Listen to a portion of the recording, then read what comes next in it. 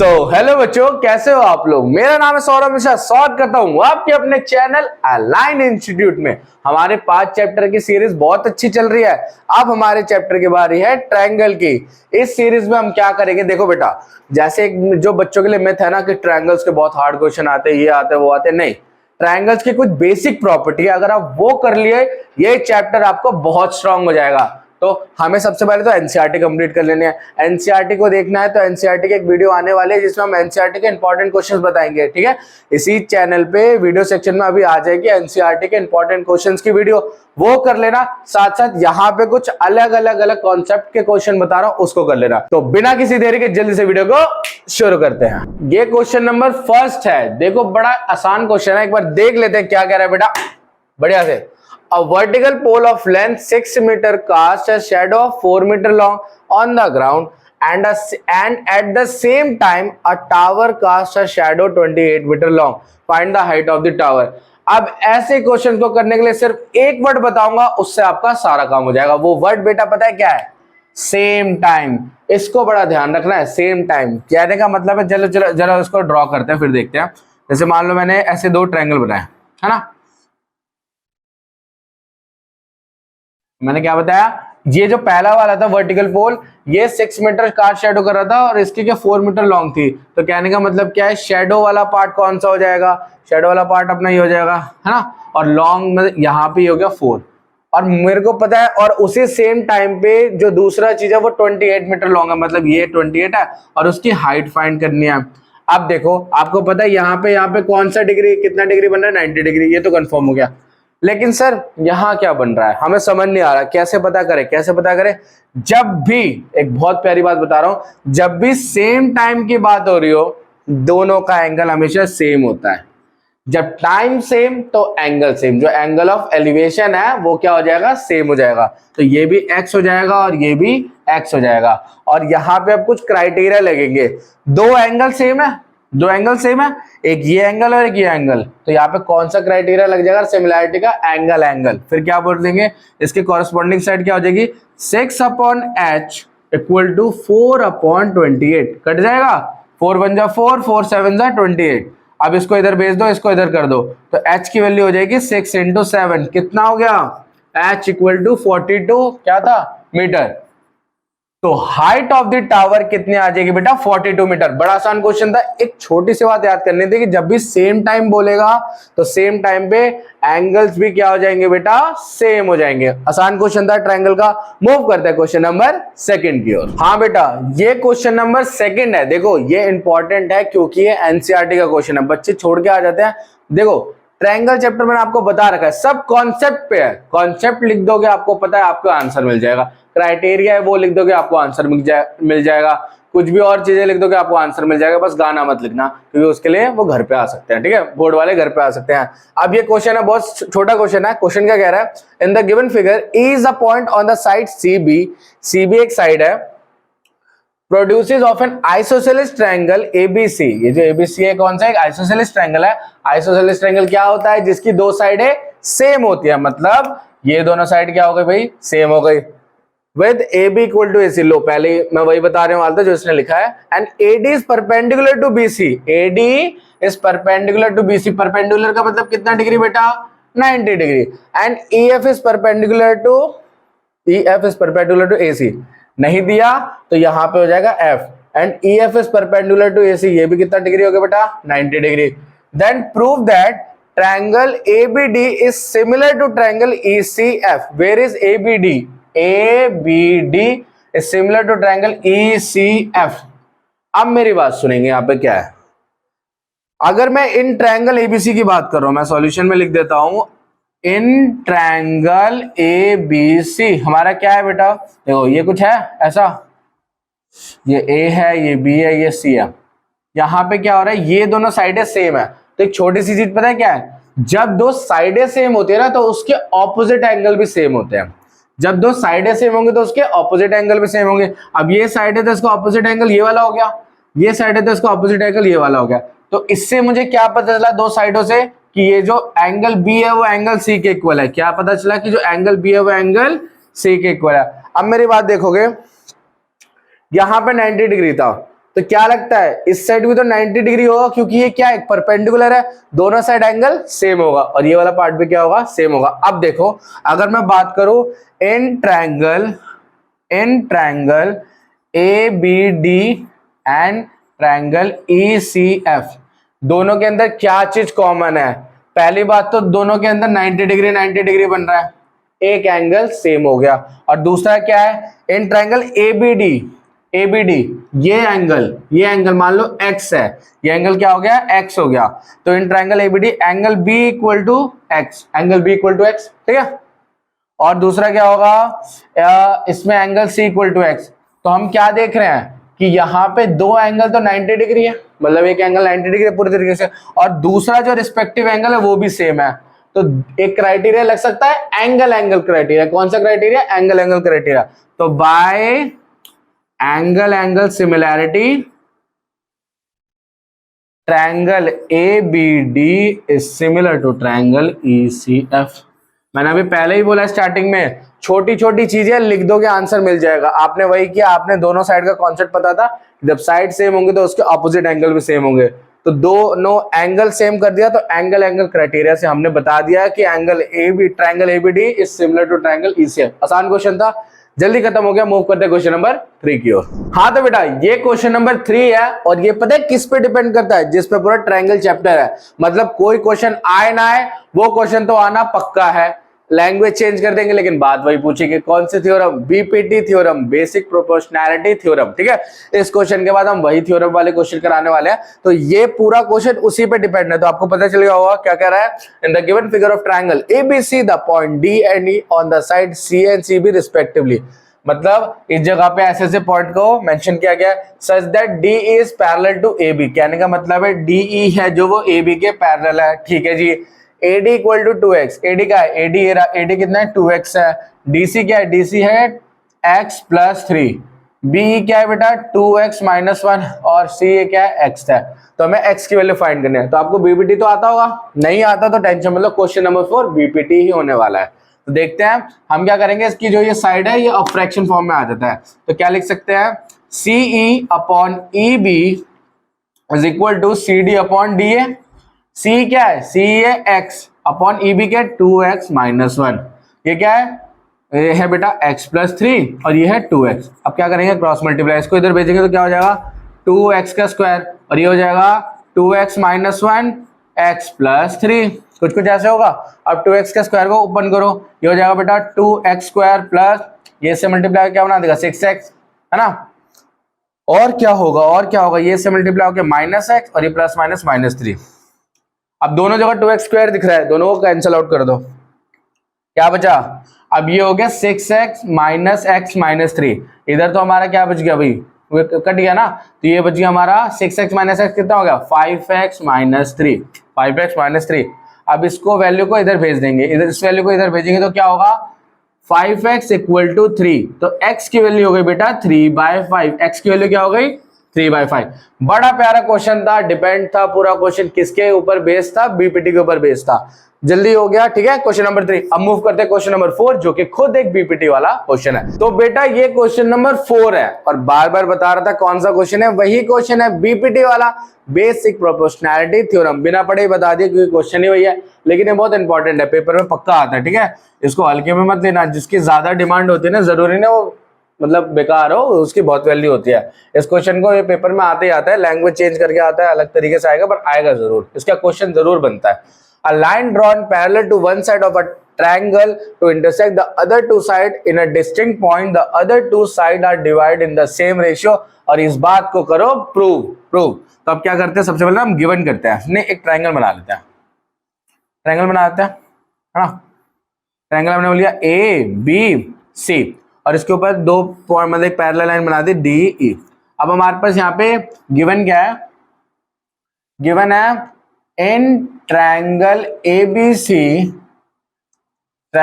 में क्या गिवन है भाई, DE जो है वो पैरेलल है BC के, DE है जो पैरेलल है BC के। और हमें प्रूफ क्या करना है, टू प्रूफ क्या करना है, ये लिखना होता है सब कुछ, ठीक है।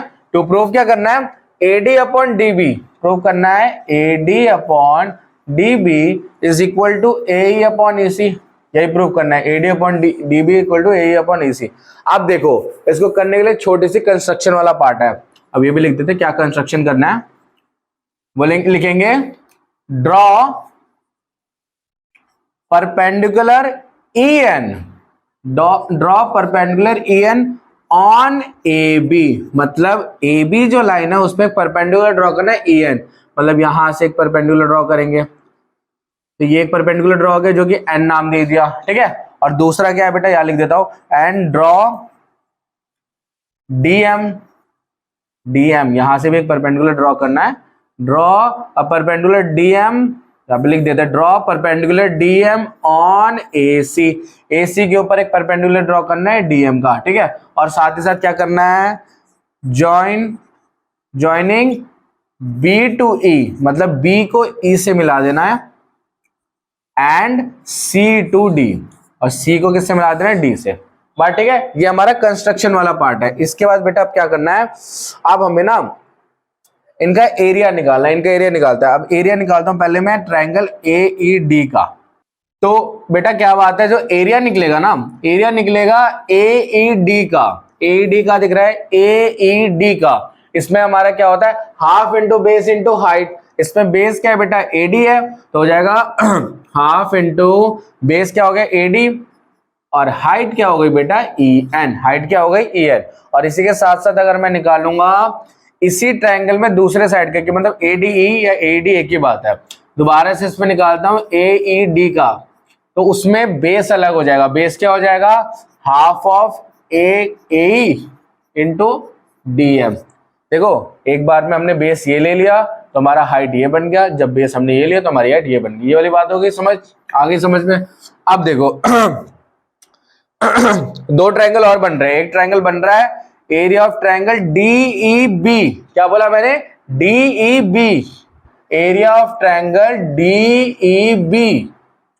DEB क्या है, हाफ, इसका क्या है हाफ, इसका बेस क्या है बेटा, इसका तो बेस यही है DB है, बेस क्या है DB है, बेस क्या है DB है, लेकिन इसकी हाइट क्या है, इसका देखो ये इनकम्प्लीट है, एक्यूट एंगल बना रहा है, इसलिए इसकी जो परपेंडिकुलर होगा, इसका जो होगा वो हाइट हो जाएगी EN, क्या हो जाएगी EN।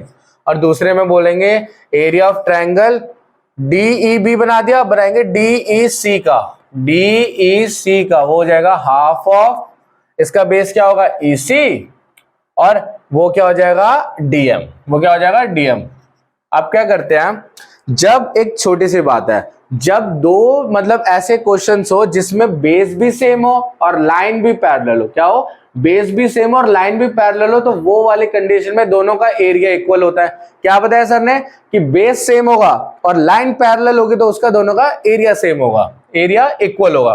तो मैं कह सकता हूं area of triangle AED upon area of triangle DEB is equal to area of triangle AED upon area of triangle DEC। मतलब हमने इस वाली साइड का ये दोनों था फर्स्ट है ना, और दूसरी वाली साइड का ये दोनों थे सेकंड, उनका क्या हमने कर दिया, एरिया सेम कर दिया।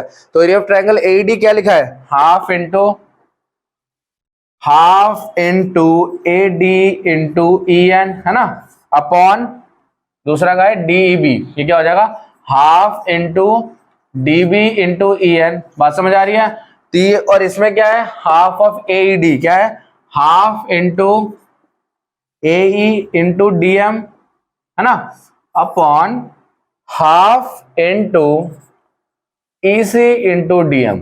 अब देखो जो कटने वाली चीज को काट देते हैं, हाफ से हाफ कट गया, EN से EN कट गया, हाफ से हाफ कट गया, DM से DM कट गया, तो हमारे पास क्या आया AD upon DB is equal to AE upon EC। और कहीं ना कहीं हमें यही तो प्रूव करना था, शायद कहा गया AD upon DB is equal to AE upon EC। लो भैया हमने प्रूव कर दिया, तो क्या लिख देंगे हैंस प्रूव्ड। क्या बताया था, अगला क्वेश्चन BPT का होगा, और इसको बहुत अच्छे से कर लेना, कंफ्यूज मत होना कि कौन कौन सा एरिया है। यहाँ वाली कंडीशन में हम क्या लिखेंगे, इसके बाद हम क्या लिख देंगे, सेम क्या होगा, सेम वहां पे होगा, एंगल भी सेम होगा और लाइंस पैरेलल होंगी तो उन दोनों का एरिया भी सेम होगा, ठीक है। सेम साइड होगा, लाइन पैरेलल होगी तो एरिया भी सेम होगा। कर लिया क्वेश्चन। क्वेश्चन नंबर 4 करने का, अब लास्ट क्वेश्चन पे बढ़ते हैं जो कि क्वेश्चन नंबर 5 है। जल्दी से इसे नोट डाउन करो। तो बेटा ये इस सीरीज का, इस ट्रायंगल की सीरीज का लास्ट क्वेश्चन है जो कि क्वेश्चन नंबर 5। क्या कह रहा है बेटा, ये इंपॉर्टेंट है, ठीक है, ये 3 मार्क्स में आता है पेपर में, और सिंपल सी बात है, इंपॉर्टेंट है तभी तो इस सीरीज में, वरना क्यों होता, ठीक है। इसमें क्वेश्चन क्या कह रहा है, if the side A B B C and median A D है, ये पी नहीं डी है, A D of triangle ABC are proportional to the corresponding sides of P Q Q R and median P M of P Q R, show that A B C is similar to P Q R. कोई बहुत rocket science नहीं है, छोटी सी चीजें। देखो हम एक triangle बनाएंगे पहले तो दो, ठीक है, दो ट्रायंगल बना दिया हमने, ये हो गया ए, ये हो गया बी, ये हो गया सी, ये हो गया पी, ये हो गया क्यू, ये हो गया आर। अब इसमें क्या बोला है, एक एडी मीडियन है, ये हो गया डी, एक पीएम मीडियन है, ये हो गया ये, ठीक है। अब हमें क्या बोला, हमें अब इसमें लिखते हैं जरा दिमाग वाले बात। अब जब ये मीडियन का मतलब क्या, ये बाइसेक्ट कर देगा तो ये दोनों सेम इक्वल पार्ट्स में डिवाइड हो जाएंगे। अब क्या करना है बेटा, अब इसमें हमें गिवन क्या है, गिवन है कि ए बी जो है वो किसके कॉरेस्पॉन्डिंग है, प्रोपोर्शनल है पी क्यू के। तो A B upon P Q is equal to A D upon P M, है ना, दोनों मीडियन जो है, और वो होगा हमारा बी सी किसके होगा बेटा, क्यू आर के। ये हमारा गिवन में है। और हमें प्रूफ क्या करना है, हमें 2 प्रूफ करना है बेटा, triangle ABC is similar to triangle P Q R. तो हम क्या करेंगे, हम लेंगे, लेट कर लेंगे B C upon Q R, ये भी तो एक फ्रैक्शन है, हम ले रहे हैं B C upon Q R. B C जो बन रहा है वो कैसे बन रहा है, B D plus D C, B D plus D C. और क्यू आर कैसे बन रहा है, ये दोनों सेम है, याद रखना क्यू एम और एम आर सेम है, तो वो बन रहा है Q M plus M R. एक बात बताओ, अभी मैंने खुद कहा ये दोनों सेम है, इसका मतलब मैं डीसी की जगह पे बीडी भी तो लिख सकता हूं। तो मैं इसको लिख दूंगा B C upon Q R is equal to B D plus B D upon Q M plus Q M, है ना। तो ये हो जाएगा B C upon Q R is equal to 2 times of B D. देखो यार इतना पढ़ा दिया, मार्कर खत्म हो गए लेकिन हमारे क्वेश्चन खत्म नहीं हो रहे, ठीक है। अब देखो इसको यहां लिख देते हैं, कोई नहीं, B C upon Q R जो है बेटा वो हो जाएगा 2 times of B D, 2 times of B D upon 2 times of Q M. इसको कट कर देते हैं तो क्या समझ आ रहा है कि B C upon Q R जो है वो है B D upon Q M के। बात ठीक है, बात ठीक है। अब हमें और क्या प्रूफ करना है, एक बात बताओ, जब इसका कॉरेस्पॉन्डिंग साइड सेम होगी, कॉरेस्पॉन्डिंग साइड सेम होगी, तो हम अब इसमें ट्रायंगल लेट करते हैं, 2 ट्रायंगल लेट करते हैं। एक ट्रायंगल लेते हैं एडीबी और एक ट्रायंगल लेते हैं पीएमक्यू। क्या करते हैं, एडीबी और पीएमक्यू। तो यहाँ पे लेट कर लेते हैं, है ना, इसमें से ले लेते हैं। ये हो गया ए डी बी और ये हो गया पी एम क्यू। मुझे क्या पता चल रहा है, मुझे क्या पता चल रहा है कि जो ये दोनों कॉरेस्पॉन्डिंग प्रोपोर्शनल साइड सेम है, कॉरेस्पॉन्डिंग साइड्स आर सेम। तो कहने का मतलब क्या है, A B upon P Q is equal to A D upon P M is equal to B D upon Q M. कहने की बात यही ना कि कॉरेस्पॉन्डिंग साइड सेम है। तो इसमें कौन सा क्राइटेरिया लग रहा है, साइड साइड साइड, तीनों साइड सेम है ना, तीनों साइड एक दूसरे के क्या है, सेम है।